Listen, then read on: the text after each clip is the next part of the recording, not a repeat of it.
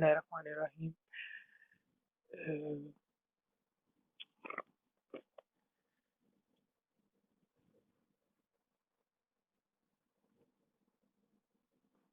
अ, मेरा presentation topic Zigbee technology है, जिसमें मेरा ग्रुप मेंबर दाहिम अली कोसर है, जिसका रोल नंबर 026 है, और मैं उमैर खान, जिसका रोल नंबर 016 है। हमारा टॉपिक ज़िगबी है, वायरलेस कम्युनिकेशन जो टेक्नोलॉजी है इस पे बेस्ड है। इसमें हमारे पास ज़िगबी में हमारे पास बहुत सी चीज़ें आ जाती हैं कि वायरलेस टेक्नोलॉजी स्टैंडर्ड है, जो कि हमें बहुत से कम्युनिकेशन प्रोटोकॉल्स के बारे में बताता है for short range communication only. अब हमारे पास ये क्वेश्चन अराइज होता है कि हमारे पास जब ऑलरेडी दो और शॉर्ट रेंज कम्युनिकेशन स्टैंडर्ड है, तो हमें इसकी ज़रूरत क्यों पड़ती है। उन दो शॉर्ट रेंज यानी वाईफाई और ब्लूटूथ जब हमारे पास हैं, तो हमें ज़िगबी की क्यों ज़रूरत पड़ती है। ज़िगबी एक इमर्जिंग टेक्नोलॉजी है, जो कि अभी नई नई लॉन्च हो रही है। अभी इस पे इमर्जिंग है टेक्नोलॉजी है, जो कि अभी अभी नई लॉन्च हो रही है। ज़िगबी हमारे पास वो है जो स्पेशली बिल्ड की गई है कंट्रोल और सेंसर नेटवर्क के लिए, जिसमें मतलब हमारे पास कंट्रोलिंग इंक्लूड हो जाती है, और कुछ ऐसी डिवाइसेस जिनमें हमारे पास सेंसर यूज़ होती है, उनकी कम्युनिकेशन, उनकी नेटवर्किंग के लिए ये यूज़ होती है। बेसिकली ये हमें इसलिए यूज़ होती है कि ये हमें रेस्ट करती है कि वेरी लो कॉस्ट हमारे पास इसमें इम्प्लीमेंटेशन है, लो पावर डिवाइसेस हमारे पास यूज़ होती हैं, और डाटा रेट जो है वो भी बहुत लो है। इसलिए हम इसको प्रेफर करते हैं for short range wireless communication, इसलिए इसको बेहतर समझा जाता है। बेसिकली ज़िगबी जो है वो हमारे पास IoT में यूज़ होती है, इंटरनेट ऑफ थिंग्स में। इसकी बहुत सी एप्लीकेशंस आ जाती हैं, जिसमें हमारे पास होम ऑटोमेशन वगैरह ये चीज़ें आ जाती हैं। ये हमारे पास 250 के बिट्स के हिसाब से पर सेकंड के हिसाब से हमारे पास डाटा रेट है इसका, जो कि जिसकी बेस पे 2.4 गीगाहर्ट्ज़ फ्रिक्वेंसी पे डाटा ट्रांसफ़र होता है, और ये बेस्ड होती है IEEE 802.15.4 स्टैंडर्ड पे। जैसे कि मैंने पहले बताया कि इसमें हमारे पास बहुत लो कॉस्ट, लो पावर और बहुत सी टोपोलॉजीज़ भी यूज़ होती हैं। उनके ड्रॉबैक्स, उनके एडवांटेजेस के अकॉर्डिंग हम उनको अप्लाई करते हैं। और हमारे पास एप्लीकेशन में होम ऑटोमेशन आ जाती है, मेडिकल, इंडस्ट्रियल कंट्रोल सिस्टम, बहुत सी चीज़ें और आ जाती हैं ऐसी, जो कि इसमें इंक्लूड है हमारे पास। हमें क्यों ज़रूरत पड़ती है इसकी कि जब हमारे पास वाईफाई, ब्लूटूथ जैसे स्टैंडर्ड्स ऑलरेडी मौजूद हैं। ज़रूरत हमें इसलिए पड़ती है कि एक सबसे पहले तो ये सेंसर बेस्ड और कंट्रोल नेटवर्क्स के लिए हमारे पास प्रेफरेबल है, और दूसरी बात ये कि जब किसी चीज़ की कॉस्ट लो हो और इम्प्लीमेंटेशन कॉस्ट जिसकी लो हो, लो पावर डिवाइसेस को यूज़ करता हो, और डाटा रेट भी लो हो फॉर शॉर्ट रेंज कम्युनिकेशन, तो हम एफिशिएंट से एफिशिएंट वे फाइंड करते हैं कि हम उसको किस टोपोलॉजी, किस स्टैंडर्ड्स के थ्रू उसको हम इम्प्लीमेंट करें। तो होम ऑटोमेशन में हमारे पास बहुत सी चीज़ें आ जाती हैं, जैसे कि हमारे पास लाइट को हम ऑटोमेट कर सकते हैं, डोर लॉक, स्विचेस, फैंस, इस तरह की बहुत सी डिवाइसेस हैं, बहुत सी ऐसी एप्लीकेशन जहाँ पे हम इसको यूज़ करते हुए उनको अपने नेटवर्क के अकॉर्डिंग यूज़ कर सकते हैं, उसको रिमोट कर सकते हैं। इसकी तरह हमारे पास इंडस्ट्रियल कंट्रोल है, एम्बेडेड सेंसिंग वगैरह आ गई, मेडिकल डाटा कलेक्शन है, smoke and intruder warning, building automation, इस तरह की बहुत सी एप्लीकेशन है जहाँ पे हम इसको यूज़ कर सकते हैं। मेडिकल की जहाँ तक बात है, उसमें अब हमारे पास आजकल हम देखते हैं ऐसी डिवाइसेस भी आ गई हैं कि अगर हम पेशेंट को के साथ वो लगा दें, और उसमें सेंसर लगे होते हैं, जिसकी मदद से हमारे पास जितना भी होता है पेशेंट का डाटा, उसकी हार्ट बीट, ब्लड प्रेशर, वो सर्वर कंप्यूटर यानी कि जो कंप्यूटर फिजिशियन या उस टाइम डॉक्टर्स के अंडर होता है, वो उसके पास सारा डाटा उसने पेशेंट का आ रहा होता है ऑन एनी टाइम।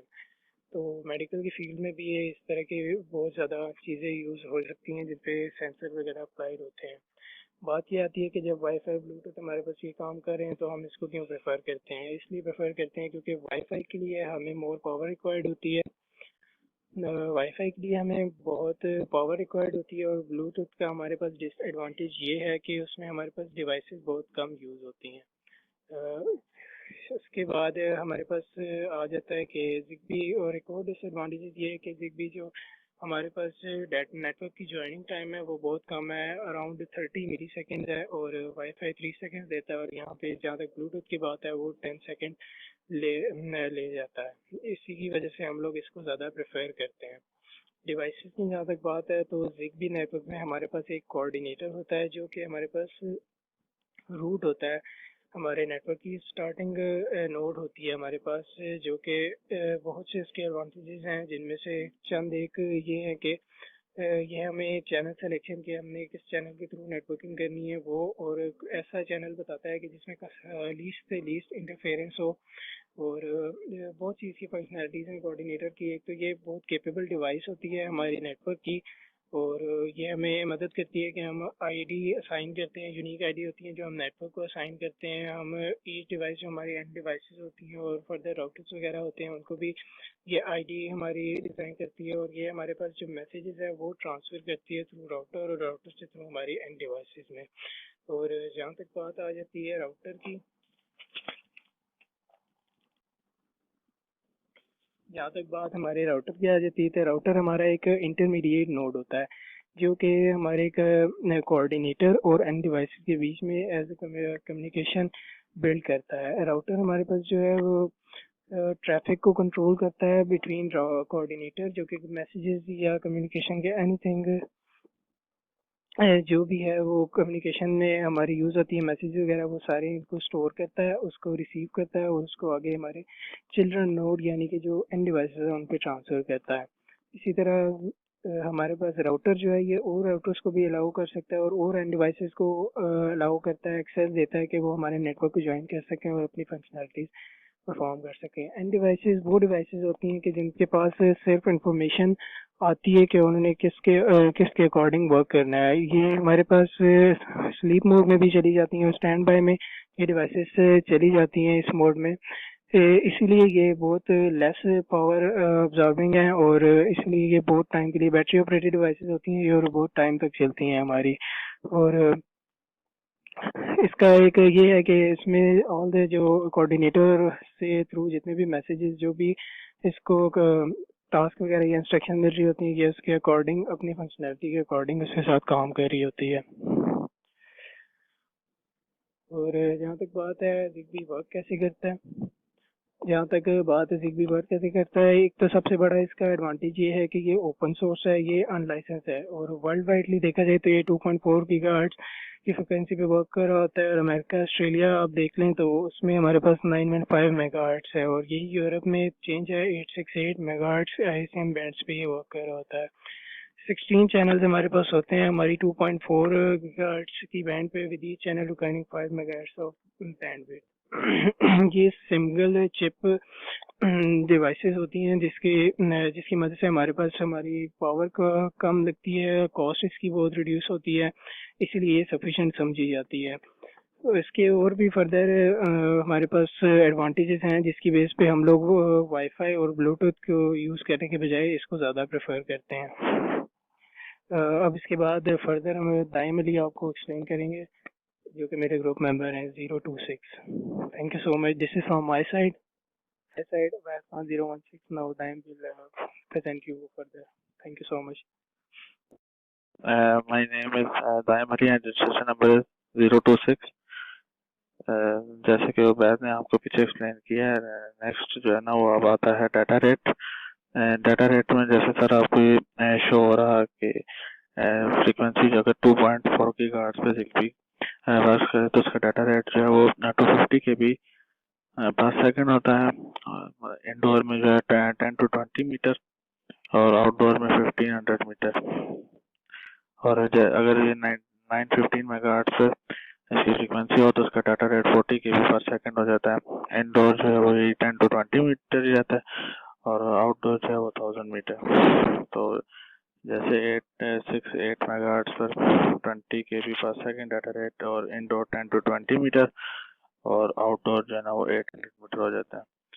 तो बाकी ये है कि ये जो IEEE वर्क करती है ZigBee 802.15.4 पे, जैसे कि यहाँ लिखा हुआ है। ब्लूटूथ जो है वो IEEE की जो वो 802.15.1 पे काम कर रही है। वाईफाई का 802.11 है, वाईफाई मैक्स IEEE 802.16 है। तो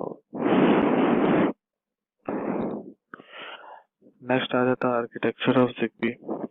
आर्किटेक्चर ऑफ ZigBee में मुख्तलिफ जो है वो टोपोलॉजीज के थ्रू इसकी जो आर्किटेक्चर होती है टोपोलॉजी के साथ हम इसको यूज कर सकते हैं, जिसमें एक स्टार टोपोलॉजी और मैश टोपोलॉजी आ जाती है।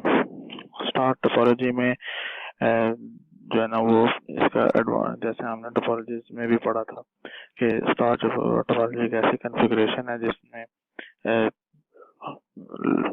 जो है ना वो पीसीज आपस में एक दूसरे के मतलब अगर एक भी पीसी डाउन हो जाता है तो उसका जो है ना नेटवर्क खत्म हो जाता है, आपस में कम्युनिकेशन खत्म हो जाती है, तो इसलिए ये बेस्ट नहीं रहती है काम करने के लिए।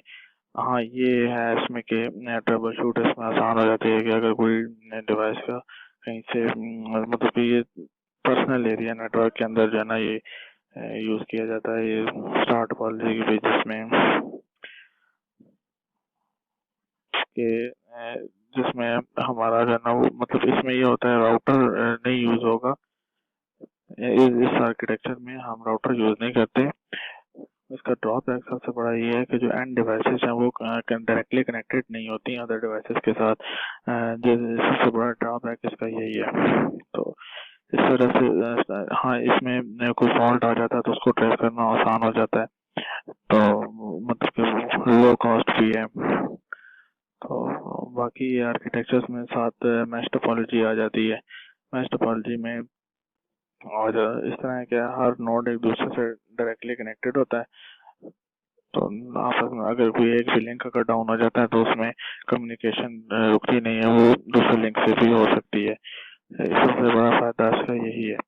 हाँ ये है ड्रॉबैक, अगर उसमें हम जाएं तो उसमें फॉल्ट ट्रेस करना मुश्किल हो जाता है, क्योंकि इतना हाँ छोटे नेटवर्क पर तो इजी हो जाता है, लेकिन जहाँ थोड़ा बहुत ज्यादा नोड्स कनेक्ट करनी पड़े ज्यादा तो वहाँ पर हमें जो है वो मुश्किल हो जाती है फॉल्ट ट्रेस करना कनेक्शन।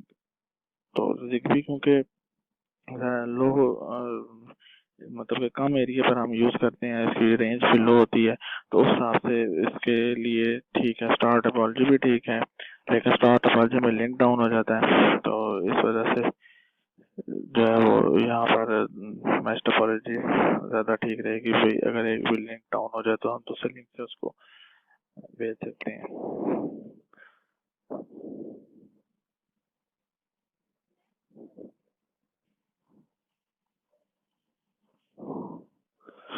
नेक्स्ट सिक्योरिटी के हवाले से हम ZigBee की अगर बात करें तो इसमें जो नेटवर्क सेटअप है, जैसे कि मतलब कि रेडियो चैनल को सर्च करते हैं, इसमें पैन जैसे आपको अभी पीछे बताया पर्सनल एरिया नेटवर्क, इसके थ्रू ये ऑटोमेटिक मतलब इसकी जो रेंज है इसके अंदर जब कोई डिवाइस आती है तो ये ऑटोमेटिकली आईपी जनरेट करके उसको कनेक्ट करता है।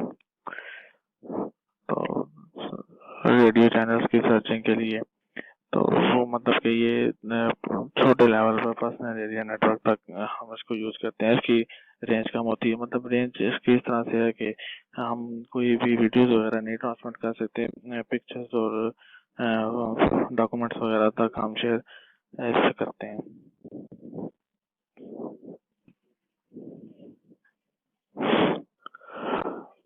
नेक्स्ट ZigBee नेटवर्क सिक्योरिटी का एक ये जो इसमें बताया गया ZigBee यूज 128 बिट की इम्प्लीमेंट होती है इसकी सिक्योरिटी मैकेनिज्म में। इनिशियल मास्टर ऑब्टेन मतलब कि एक सिक्योर मीडियम उसके थ्रू हमें एक की जो है ना ऑब्टेन होती है ट्रांसपोर्ट ऑफ इसमें होल नेटवर्क जो है वो इस पर डिपेंड करता है। नेक्स्ट में एक सिक्योर नेटवर्क जो है ना वो डिजाइन किया जाता है, जिसके स्पेशल डिवाइस जिसके थ्रू जो है वो कीज डिस्ट्रीब्यूट की जाती हैं सिक्योरिटी की, जिसकी मतलब एक ट्रस्ट एक इत्मीनान सेंटर है जैसे की मुहैया की जाती है इनक्रिप्शन के लिए। इसमें जो है वो AES एल्गोरिथम यूज किया जाता है डाटा ऑथेंटिकेशन और इस डाटा इनक्रिप्शन के लिए। AES एल्गोरिथम के जरिए इसकी सिक्योरिटी की जाती है। उसके बाद मैक्स हब लेयर जो है वो होती है सिंगल ऑर्डर कम्युनिकेशन के लिए। उसके बाद एक नेटवर्क लेयर है जो मैनेज करता है राउटिंग को, जो उस राउटिंग प्रोसेसिंग रिसीव मैसेज जो भी हो रहे हैं उसको नेटवर्क लेयर के जरिए मैनेज किया जाता है। और उसके बाद जो है, अच्छा उसके बाद जो नेक्स्ट है वो एप्लीकेशन लेयर थी। वो उसमें जो है वो ZDO का है। जैसे ZDO stands for Zigbee device object. ये एक स्टैटिक मशीन है जो चेक करती है कि डिवाइस ऑफ है कि ऑन है।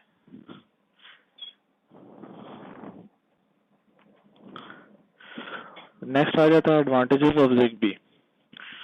जैसे कि पूरी टॉपिक में उबैद ने भी बताया और मैंने भी बताया कि एडवांटेज ऑफ Zigbee इसकी लो पावर कंजप्शन है, और मतलब कि लो पावर कंजप्शन है, लो कॉस्ट है, डिवाइस इंस्टॉलेशन है, मेंटेनेंस की लो कॉस्ट है, और जो सी डेंसिटी ऑफ नोड्स है वो हाई है।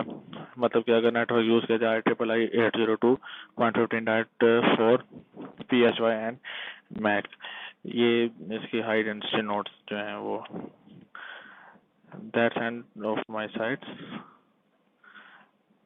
That's all folks, and that's the end of presentation, sir.